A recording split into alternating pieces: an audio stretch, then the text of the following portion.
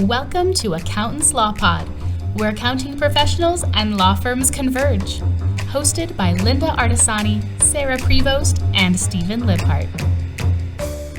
Welcome back to the podcast, everyone. And this week we're going to talk about bonus incentives for employees, how to motivate your team, specifically how can we assist and how we can help the attorney motivate their team and help them with some guidance on compensation plans, because Sarah's been doing this a long time, Steve even longer, and we can tell you we've seen some crazy ways that attorneys think of to compensate their staff with bonuses. It's quite interesting to see what they come up with, and they all say what, Sarah?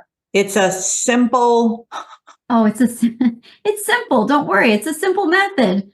It's not simple method. It's a simple method. It's easy. And then you get their spreadsheet and it's like, oh, okay. Steve's nodding his head. Have you had that experience too, Steve? Oh my gosh, yes. You know, there's a stipend for this and a stipend for that. And if the wind blows from the east, they get that much. And if it's 40 degrees and comes from the west, they get that much. And yeah, these spreadsheets can get pretty detailed. And then it changes. They change everything when they find out something's not working and they don't tell you, and then you got to catch it up. And it's, you know, their intentions are good. I think that's way cool that they have these wonderful intentions. But to me, when you're starting out with an incentive program and a rewards program or a bonus program, let it come from your heart, not from you feel like you have to do it, because your employees will sense that. And so build it gradually as you go along, instead of just saying, here, we're going to give you a bicycle stipend and we're going to give you a parking stipend and really think it through and let it come from the heart. Compensation bonus, though, above and beyond. I think what you just said is kind of interesting, Steve, because there's the models that exist out there. And then some people say, I think what you're saying too is like they want to do it differently. How do you do it differently? Or can I just stick with the adage of the eat what you kill model, and I'm just going to do it this way, and you make a percentage? What I always find fascinating is they'll say, "Oh yeah, it's real simple. How do you track?" We'll say, "How do you track it?" And they'll say, "Well, we have a spreadsheet that we track it in, and can we have a copy of that so we can take a look at it?" And even if the spreadsheet is formulated perfectly, we'll take that spreadsheet, tie it back to the records in QuickBooks, the data, and then suddenly it's not so perfect. Even if you have to back in all the numbers that have been paid, sometimes the calculations aren't correct because the calculations might have came out of Clio or Lean Law or whatever software they're using, and things change or whatever, and then it's not accurate. And then they're stuck with maybe they've overpaid this one, maybe they've underpaid this one. And now you have to figure out how to book it in, because you want to tie it to the accounting records. Mm-hmm. You don't want to not tie it to the records, because that's the follow the money, right, Sarah? It's the source of truth. So you want to follow where the money is. And a lot of times they're built on they're built differently. Like they'll have different ways of building out how they want to compensate and how they want to really to show performance, because you might have one attorney that's doing really well and billing out a lot, and you might have one not doing that. So it needs to be a fair incentive program that they can calculate. You need to have some kind of a method. Even for us, like if we're going to do it with our team, we can't just willy-nilly do it. We have, a calculation based on, for us, they're not driving business into the firm. So it's a little bit different than what like attorneys may do it on, but they may not. I mean, it could be that you have one rainmaker. You're not going to bonus out the rainmaker with the worker bees doing all the work, right? You got to find a way that's fair. So you're kind of, I think the way I'm sensing it is we're leading into the motivation of why we would bonus. Yeah. Steve's saying from the heart. I think what you're trying to get at is the equalizing of it. Like, what are the opportunities? I do feel, and I don't know how you all feel about this, I do feel the unspoken opportunities that happen that are just almost expected, but yet given and or possibly not given, depends on each firm, the differences between each firm, is all the professional development that goes on. That is a form of a bonus of being able to offer these opportunities. Who pays for what, who's doing what, that is, I wholeheartedly feel that when you're putting this together, and we're experiencing this, so this is not coming from a space of like, I know how to do it. Lynda, you probably could share in this. There needs to be a way to display it so it's understood at maybe every pay stub or every interval on it, almost like a monthly statement. Oh my gosh. There are the things that we've done because you said in the past, Steve, bonuses are paid and a lot of people leave the moment They that quit. happens. They quit after it. It's like the kiss of death sometimes. We see it with firms, and Yeah. it's sad because I think too, well, we had this conversation with an attorney because it was all about $10,000. Remember, they were going to leave to another job for $10,000, and they didn't factor in that this attorney was paying their CLEs, paying all Health these insurance things 100%. All of 100%. the trips 100% that needed to be. They were like a required thing, but yet at the same point, there was no a 50-50 or per diem, nothing like that. It was just, the gestures, I guess, of that. So you can leave for 10,000 and find out that you really lost out because you left a job that maybe it wasn't the compensation wasn't money. There were other bonusy things that you got. Maybe you got to go to conferences. Maybe you got to do things where you got your CLEs. Maybe the company retreat. That's a thing that costs the firm a lot of money. And that's a factor. They get to go on a vacation. Maybe it's not the same as a vacation, right? Because I'm looking at it from the boss's perspective. I'm not looking at it as the employee, where they might not feel that it's the same. But I think sometimes you take them someplace to take them to a trip where they're getting education too. That's a plus for them. They're enhancing their knowledge base too. But when it comes down to it, when it's in the employee's perspective, they don't see it as the same as cash.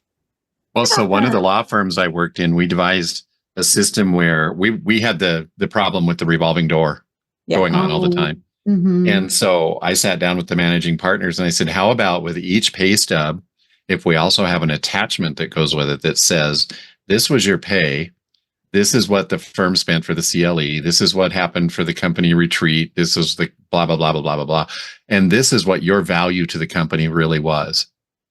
It started changing things because they forget. They forget that they went on the company retreat, or we went, no big deal. But that value for your share of it was $5,000 or whatever. Along with that, also asking employees, how do you want to be rewarded? What speaks to you? And you keep track of that.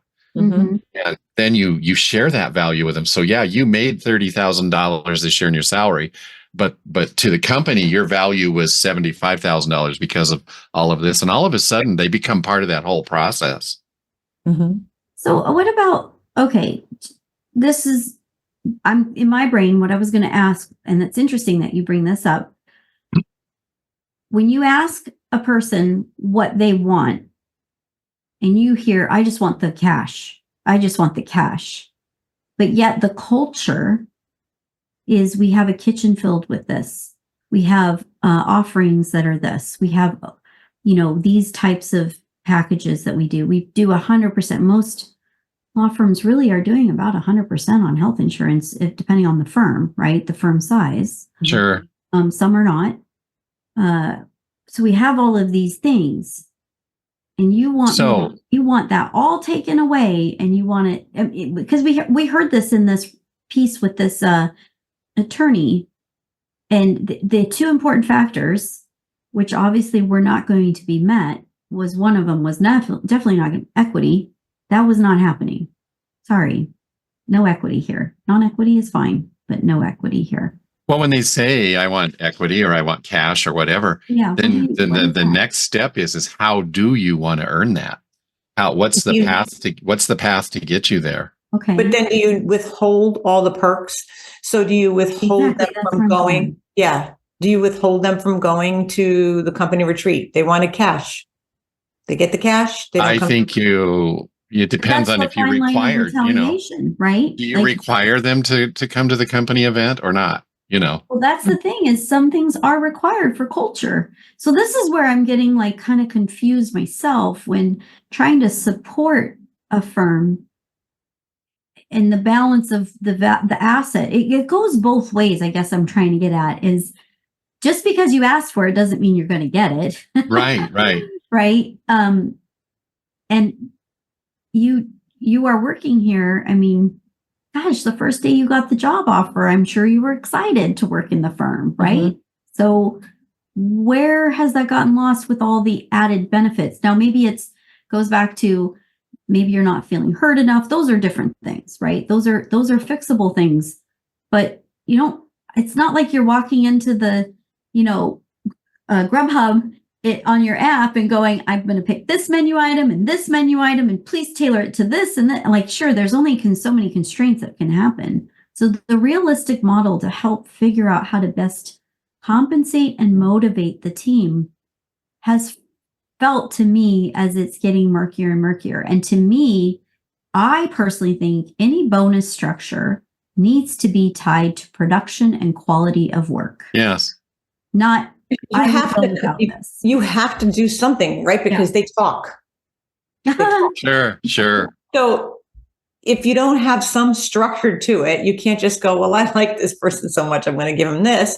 And this person, they're kind of dry, I'm not going to give him as much. You can't do it that way. You have to have a way to do it with the client. It can't be too crazy, though. You can't go, like you said. You can't have it too complex. You can't make it so that it's, I pay this one's Blue Cross here, but I didn't pay. You can't go into that because it's too hard for us to even model it out to a or stipend, Lynda, to your point, and to Steve's point earlier. Yeah. These people are on the health insurance. This one doesn't want to be. They want to be on a stipend for this. Well, or this one rides a bicycle. This one rides the bus, Yeah. Yep. Which is a common thing in most cities because of the benefits of the credits that you get for that. But really in the complexity of it, like you're saying, both of you, it's how is it meaningful? How is it product driven, result driven? And how does it benefit the collective, not just the individual? Exactly. And that's the hardest part. Oh, yeah. I don't know. Well, and I think it's a building block. It's a building block sort of thing. When you have a new employee, give them a questionnaire. When's your anniversary? What's your favorite color? When's your birthday? What do you like to do on your day off? Those sort of things, so that you can send them little gifts along the way to kind of build that trust and all of that. And it's a building block thing into the bonus structure program. And to my comment about asking them, what do you want? That doesn't mean you're going to get that $10,000 worth of cash, because it is a whole company, a whole environment, if you will, of things that has to benefit everybody. And so you take that feedback and you sit down with them at the team and you say, okay, there's this idea. What are we all going to do to pull together? And what's the decision here? And if you kind of include them in the process, and yet you are the final decision maker because you've hired a good bookkeeping accounting firm, you've got your numbers, your KPIs, all those sort of things going, you'll know what's going to work and what's not going to work. And it kind of includes them in the process, because that old program of eat what you kill, get your big year-end bonus, those days are over, folks. I mean, you're just going to have a turnstile going. Okay. But don't you think though, Steve, that bonuses are expected in this day? Yes, they are. Mm-hmm. They're just expected. And this is where I want to play devil's advocate a little bit, because I agree, Steve, those small gestures, they mean as much to us as giving them as the person receiving them. Yeah. Because a lot of thought goes into them. Yeah, we do. We put like ourselves. You tell me you like white freesias, you're going to get white freesias on your birthday. You know what I mean? Yeah. Steve, I like diamonds, just in case you want to know. And I'm so glad I don't know when your birthday is. October. Here's my devil's advocate. In the wish list thing, and it is a conflicting thing. It goes both ways, right? It really does. But the trust is being built in both segments, but the lack of clarity, I feel like, or the lack of appreciation from the employee side to these small gestures or these grandiose gestures, and they're not like elaborate, like I'm buying you a car kind of thing. Those get lost in the equation of what is the true value I'm being paid. And that's where I get concerned with how in this new space, with this new generation, and it's not just this generation, it's bleeding into others. What does this market look like? As we all know, the market is shifted from where it was just not that long ago. It's starting to shift. Yeah. It really is. I think there's more jobs. I think you're seeing the economy kind of shift. I think you're seeing more jobs not being available, that there's less jobs available. I agree. People, which is good, because we've had the opposite, right? Where anybody could do whatever they wanted to. And we were like, oh my God, don't leave. We got here. And now Hard to keep you. Yeah. Which in a way too, I think, and I don't know if this is a generational thing, because, Steve and I come from another generation that he would handwrite a thank you note and all of that. There was a whole process into, my mother taught me that, right? So in today's world, I think sometimes the small little things are more appreciated than the monetary things and the bigger things. Those seem like they're expected. So we're not even going to say thank you that we got a Christmas bonus, but we do say thank you for the little tiny, I don't know, plant or candy we sent you. And it's because you remembered them as a person. Yep. But I agree with you. It's just hard. It's a mixed message to employers. Yeah. That's what I'm kind of going with this. It's very hard to understand. A friend of mine. I'll just give candy. Yeah. A friend of mine was telling me she gave a gadget, but then there was the large sum of bonuses that were within like the same time frame. More thank yous on the gadget. No thank you. On the big bonus? The actual bonus, which then what does that mean? Right? Well, Lynda, you said they all talk to each other, and they do. I've witnessed it, and it broke my heart. Yeah. Being on the management team in these law firms, it broke my heart to see the attorney open their envelope and then run down the hall to see what the other person got and compare. And it's like, no, this is not what that's about. Private, right? Yeah. Such a weird culture, and it's such a weird time. So weird. Weird expectation. Like, I don't know. I want to go back to our days, Steve. Yeah. I can remember my first bonus. I worked at Blue Cross and I got $100. And I was like, oh my God, they gave me this $100 more. I didn't expect it. I was like, I didn't think it was coming. I had no clue. And I was so excited about it.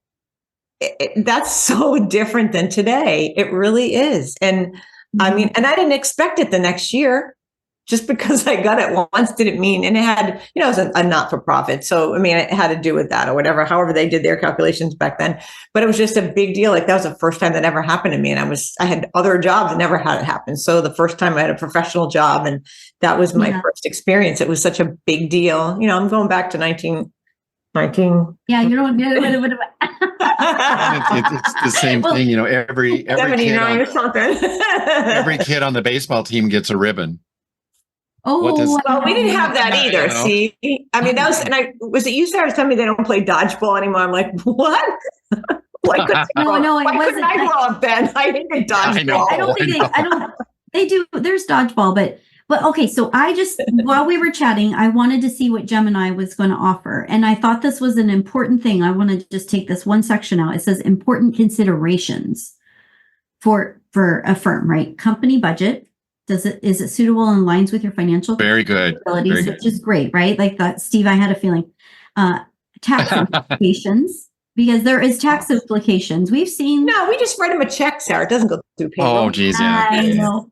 That's a big no-no. Any lawyers listening that run a firm, you have to put it through payroll. And then at Christmas. This one surprised me. Company culture. Tailor your bonus program to fit the unique needs and values of your organization. Wow. Okay. So what does that mean? Well, I guess you'd have to look at what is the culture that you're trying to design here, because you're right. Steve's like, you run down the hall. Well, what's the value add then? Is the person here doing more than the person here? Is there culture differences? And maybe you give everybody $500 so they all have the same amount. Then you flatline, like, what is it? You know what I mean? And that's where it's very tailored and custom to that person. It's different for partners too, because you have, we're not talking about the partner level. We're talking obviously about the support level and what's the clear path, so that maybe you can retain. But we all know retention is different for every single individual right now in our worlds. And it just like it is for companies at will, this position is no longer. We hear about the layoffs going on. Yeah. So and look at the jobs report is indicating April is a lot softer. There's not as many hires. So just an indication, not quite yet out that, I know that jobs report is not. Well, look at as an example, and this is okay to talk about because it's public information, but just in this week's news, a very popular airline in our country is laying off 2,500 employees and dropping cities.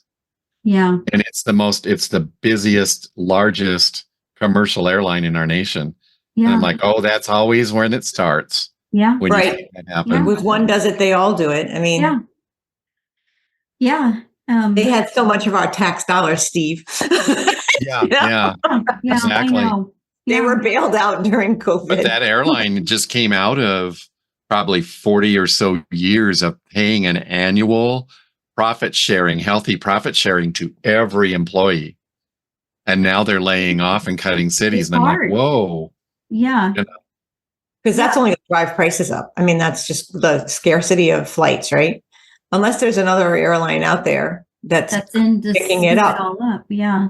So what Yeah. about the subject of, since that just came up, profit sharing in a law firm? Is that allowable? Is that doable? How does that work? Well, we see it as offered as a means in lieu of bonuses, is doing it that way in the profit And share. that kind of pulls the team in the same direction in a lot of ways. Well, Gives them a some are vested- doing it on the 401k side, which is an avenue, but it's not always widely adopted. We heard about it from our friends that do financial planning, and it's true. There's these small benefits we see, like life insurance, disability insurance. I mean, Lynda's got a comment on, she's always told me, I forgot who you said, it was a former boss, or who was it that told you about insurance for your disability or life insurance? Who was it that told you that in your profession? You mean the one that we just did, or No, you said in the life of you had a boss somewhere or somebody in your ear saying, in case something happens to you, you must have this to shore yourself up. I think it was disability insurance. Oh yeah, disability. Because Yeah. I remember saying, why with this kind of a job that we have, like, what's going to happen? Am I going to fall off my chair? But what about your right? Your eyesight. I mean, there's a lot of things that can happen to you that you won't be able to work. So you should just always have that. I mean, it's interesting. But how do you, because that can be a form of compensation, right? Yes. So all of these extra perk things have a value. I like your idea, Steve, of putting it on the pay stub. I don't know how exactly you would do that to give the value, or attaching, pinging an attachment somehow. Funny, Steve, that you said that, on one of the things I serve on, I was pitching that because it isn't fair to the owners of firms that this is a lost in translation moment. Right. And that kind of surprised this group, and they were like, "Oh, I never thought about that way." To me, it's really important at this point. Yeah. Having done a lot. I'll tell you, when we did that, when we implemented that in the law firm, there a lot of eyes opened. They're like, "Oh wow, But that's like your side spreadsheet, almost the exact same thing as your side spreadsheet in a different format, right?" Well, I probably could ask the Gemini thing something different, but I really felt like it would be nice to know what are the motivating factors to support a holistic approach. And I think it's a well-balanced way of looking at it as much as possible, but it might not be something, to your point, Steve, that you offer 20 years ago, a profit share model, and you continue that because that's just what you do. It might be something that we might have to adjust. And that in the environment now where employers are starting to require employees to come back to the office. Oh, Yes. Yeah. One of the big things that you could really have an impact with and not miss the boat on is extra time off, earn extra time off. So they go back to that 4-day work week, or every 3 weeks they get a couple days off or whatever, to still have that some piece of freedom that they enjoyed before. You get off or work from home. Either or. Yeah. Maybe. I don't know. It depends, I guess, on your workflow and how much business there is and all of that. If you're a work from home company already, Mm-hmm. you don't have really an office. What do you do in that situation? You work 7 days a week. Yeah. You're You're the owner. cracking me up today. I know I'm kind of feisty today, aren't I? But You are. the value of it, Lynda and I were faced with this recently. Sure. Oh, okay, that's interesting. Yeah, I think of it as a perk that you get to work from home, but it depends on the person, right? So some people don't see it as a perk. They see it more, maybe they miss going to work in the structure of dressing up, going out, getting to work. I don't know. You mean sitting in my car in traffic? No. Sitting in your car in traffic, paying the gas price, which is really high right now.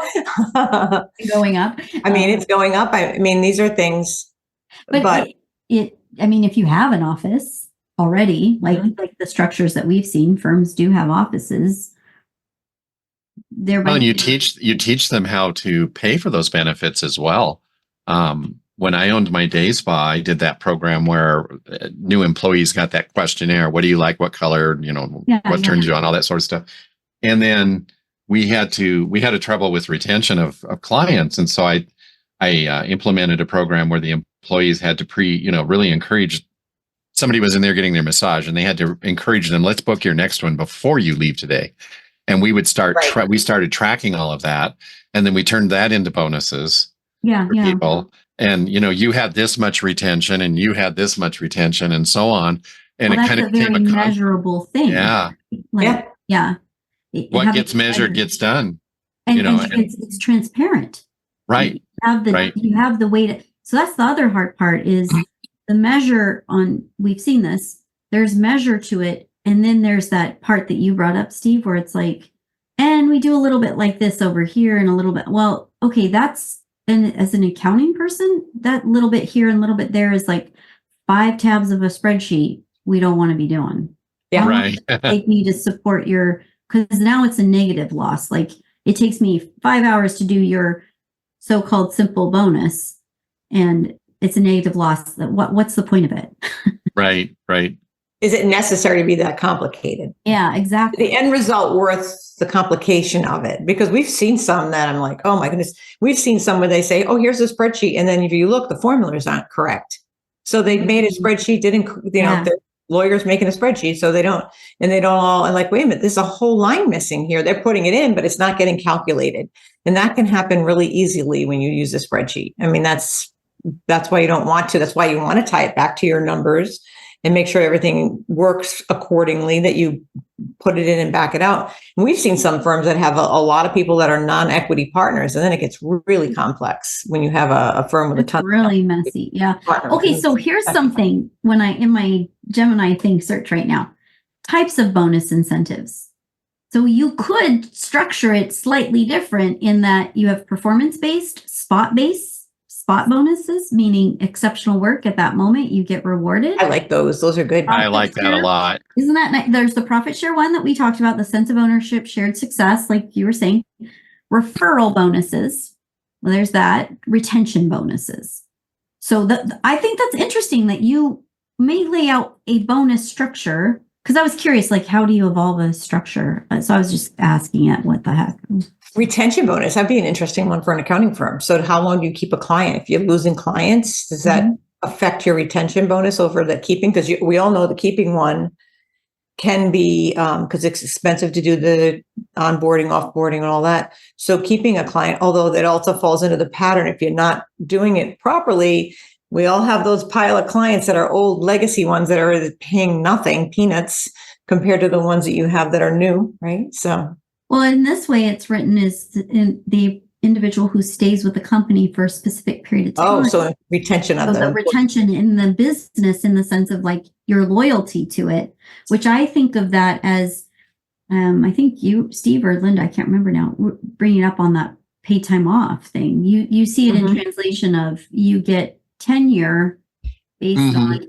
That's kind of how it used to be, though, right, Steve? It was. Stayed working until like 30 years. You got you got a watch or whatever, but you got bonused for being there, for legacy bonuses, Yeah, but I guess you could overlay them or participate in different levels of them.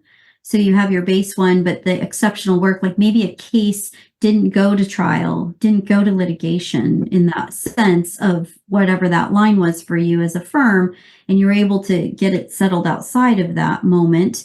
So maybe that, because of that exceptional work, you get bonused for that separately. That's the spot moment or the recognition moment. And in your handbooks, it really needs to probably laid out that they're discretionary in all those same terms. But we still have those that think that it's just expected. We still have a lot of that. So the cadence of how that works, it's hard. It's not an easy thing to slice. It is. And it's always, like you said, it's different everywhere. It's customizable depending on so many things. For those of the people that work in mid to large size firms, or if you're an accountant or bookkeeper listening to or watching this podcast and you support a mid to large size firm, sometimes they have a vehicle in place because of the size of the firm and because of the type of clientele that they work with, who tend to be more like large corporations and things like that. They have a great opportunity to do follow-up surveys with their clients. What did you like about us? What didn't you like about it? How was our intake process? How was our paralegal department? How was the front desk receptionist or whoever, and you can have that feedback and you can build bonus and incentive programs based on that as well, because their client retention is very important, just as it is to us. So it's also important to do those bonus, surveys throughout the case. So if some of these cases go on, I want to know in the beginning, how was your first impression? Then maybe send them out kind of randomly. Then midway, how's the attorney doing? Those how they do with communication, because we all know that law firms sometimes not very good about communicating with their clients. That's the biggest complaint I think people have. So maybe if you're trying to fix that culture of not calling back or not responding quickly, is that something you're trying to correct and have that in place so that you can start to see? It might be eye-opening to see, because then you get a happier client in the end of the day, which may refer you to somebody else. I like how you're saying it, both of you, but I like how you're saying it, Lynda, in that, because nothing's more fun than I had a survey and it was like 20 minutes. It said, I don't want that. Right. I give up on it. Don't you? I just say, I'm just like, all right, you're already taking too much of my time. Yep. But I like how, I just have two questions to ask you. Simple questions. Yep. Two simple. I think that's important. And like why you're doing it, it's not a penalty thing. It's just, we want to make sure that we're meeting the needs of you. And what's interesting is the conversation I was having with a friend. She was telling me that when she was working with this family law firm at one point, the conversation with the residing attorney that she did all the work with was great. That person left. So then this is funny to me. And I didn't think it's funny in a nice way. It was mean. I thought the conversation went from this person, the client, to the receptionist, who then always had to, or the assistant who always had to go say, let me go ask. So she's like, am I paying twice right now? Right, exactly. For that one moment of a phone call to ask one simple question or a text message that, it's fascinating, but it is impactful to what happens when you do have someone leave. Who gets the credit for those cases? Where does that go? So to your point, Steve, this mid-market space, it is structured, but we also need to know the structure of movement between them and how to do that. Yeah. And here's an important one that we haven't talked about yet. What about involvement in the community and charity? Yeah, some firms are really big on that. Some depending. Intuit does that. Intuit does that with you get to pick your charity, you get to go do it for the day. They pay you for the day to go do it, which I thought was so cool. I saw them doing it. I like that. We had we were escorted around and during council, and they brought us in the room where they had like the food bank people and a whole group of people. They had structured it so you could pick one. And the food bank people, they were all there. They had donated a room to that space. They had brought all the food and they were packaging it all up for people and to bring it to the homeless. I thought that was so cool. I really did. That is cool. Yeah. And actually, not only were they weren't just throwing money at it, they were actually people doing something to help people, which was really cool. Yeah. Yeah. It was impressive. Well, and that's like in the Airstream Club that I belong to. I host this rally every fall in a small town in Western Colorado.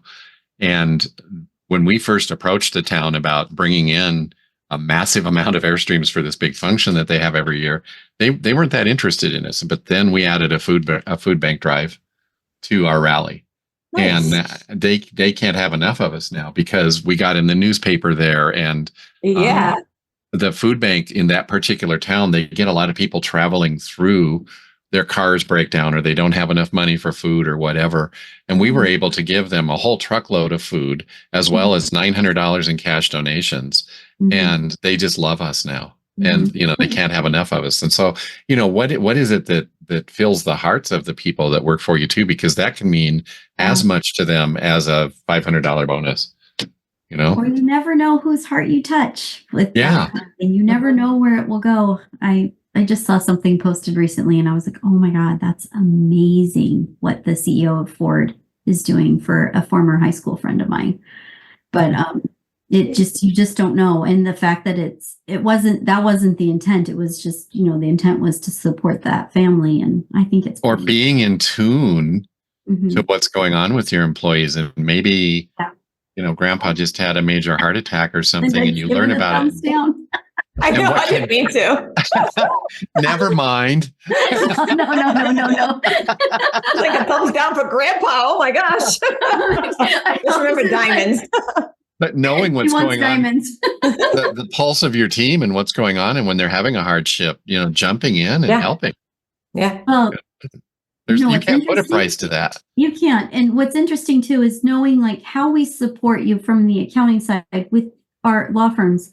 And when we see something happen to you as a business owner, it does hurt us or it does impact us. And we've had this recently come up and we were like, oh my God, it was gut wrenching. Like our family, they're part of our family. Like we say we part with the firm, but in this case, definitely part of our family, you know, and we care about this person. So it was, you just don't want to see it happen. And I think that, and this is another subject, because when you look at bonusing employees and people coming and going and leaving in firms, sometimes we look and we say, oh my God, so-and-so left.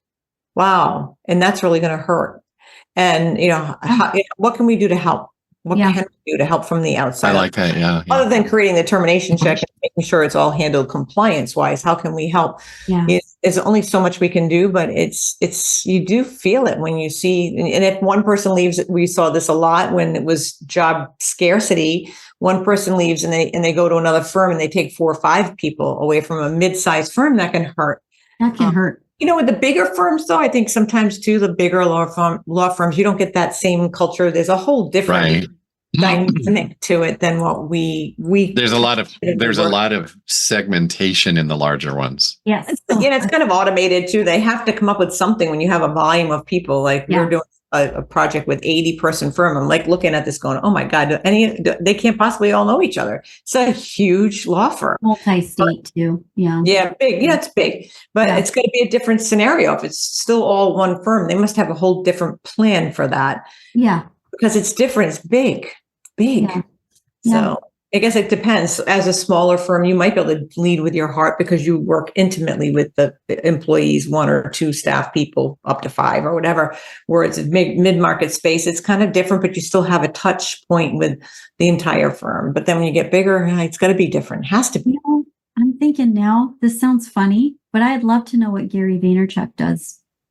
Yeah. Honestly, because from his heart. Yes. But there's expectations, right? And you'll have to ask Gemini, Sarah. I'll have to ask Gemini later. You might not know. Notice she, Steve, just in case you wanted to know. The AI, I call him she. Oh, okay. Well, we have a firm that one of our clients that it was Virtual Assistance Day, or it was Assistance Day or something a few weeks ago. I'm sorry, it's escaping my mind what the day was. But she made a comment about how in her firm, it's her job to recognize all the employees for Secretary's Day or Boss's Day or whatever and all that sort of stuff. And both Joy and I were in the meeting with her, Joy that works with me. We were in the meeting and I said to her, well, what happens on this Assistance Day? Because you're the assistant, you're the firm assistant, the firm administrator, whatever. And she's like, well, it's kind of weird because I'd have to remember myself and send myself some flowers. Oh, so I know. So after we got off the meeting, I said to Joy, I said, let's send her some flowers for that. And she got them, and she didn't happen to be in the office that day. And I guess the managing partner called her and said, well, why is Numbers Matter sending you flowers on this day? And she's like, because they know that it's Virtual Assistance Day or whatever. Yeah. And, that meant so much to her. Again, back to that, what really means something to them? Would $100 mean something to her, or did those flowers mean a lot more? I think the flowers did. You know what I mean? Yeah. So it's tuning into what people want and what motivates them and makes them want to stay with you and be a Diamond part of Steve. it. What's that? Diamond Steve. Oh, So here we go. I'm thoughtful. going to have to go shopping. I got to start shopping and saving all summer now, Lynda. Sarah, I'll be calling you. Diamonds are a girl's best friend. Yeah. Oh man. Well, thanks for talking about this today. Yeah, this is a good topic because I think it's something we will have with our clients. So it's a good topic. And I think and if anybody's listening that's like, oh, I've got this great plan that works really well, we'd love to hear from you. I was just going to say a call to action. A call to action here. If you liked this or you've got more ideas, we can talk about this again. Yeah. Sure. Absolutely. All right, Teaira. To support the Accountants Law Pod, please take a moment to like, share, and review this episode. And be sure to subscribe to this podcast on YouTube and wherever you find your favorite podcasts. If you have questions, topic requests, or guest suggestions, or a couple more ideas for our topic today, you can email us at info@accountantslawpod.com or send us a message through our website, accountantslawpod.com. To join us in the Accountants Law Lab, which meets every Friday, visit our website at accountantslawlab.com to sign up. Thank you, everyone. Thank you. See you all next week. Bye-bye. Bye.